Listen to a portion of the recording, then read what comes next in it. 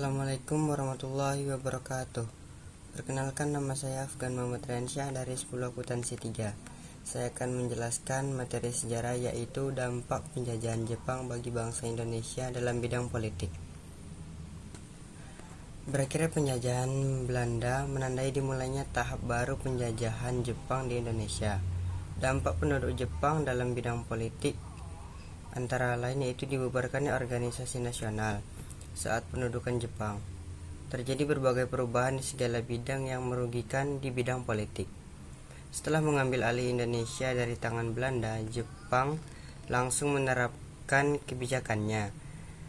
Kebijakan Jepang utama bertujuan untuk menghapuskan pengaruh Barat dan memobilisasi rakyat Indonesia untuk membantu perang. Walaupun sejumlah kebijakan politik Jepang menyengsarakan bangsa Indonesia, adapun sisi positif adanya Jepang di Indonesia yaitu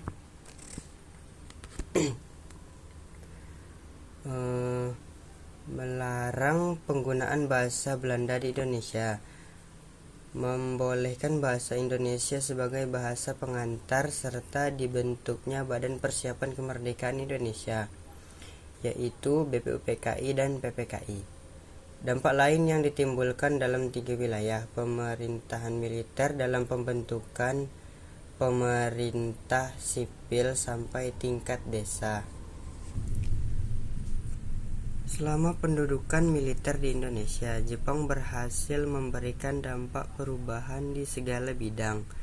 Berdasarkan buku Dinamika Korupsi di Indonesia, Rahma Desmawati Nabila Muzifarah, dampak pendudukan Jepang dalam bidang politik antara lain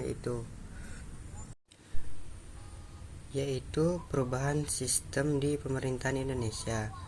Dalam bidang pemerintah, akibat ditimbulkannya dari adanya pendudukan Jepang di Indonesia adalah wilayah Indonesia di bawah kekuasaan militer. Sistem pemerintahan di Indonesia pada masa pendudukan Jepang berbeda di era penjajahan Belanda yang hanya menerapkan pemerintahan sipil. Dampak yang ditimbulkan dalam bidang pemerintahannya dari adanya pendudukan Jepang adalah pembagian Indonesia ke dalam 3 wilayah pemerintahan militer dan pembentukan pemerintahan sipil sampai ke tingkat desa. Setelah menduduki Indonesia, Jepang membagi pemerintahan ke dalam 3 bagian, yaitu pemerintahan militer angkatan darat atau tentara ke-25 yang berpusat di Bukit Tinggi, pemerintahan militer angkatan darat tentara ke-16 yang berpusat di Jakarta, dan pemerintahan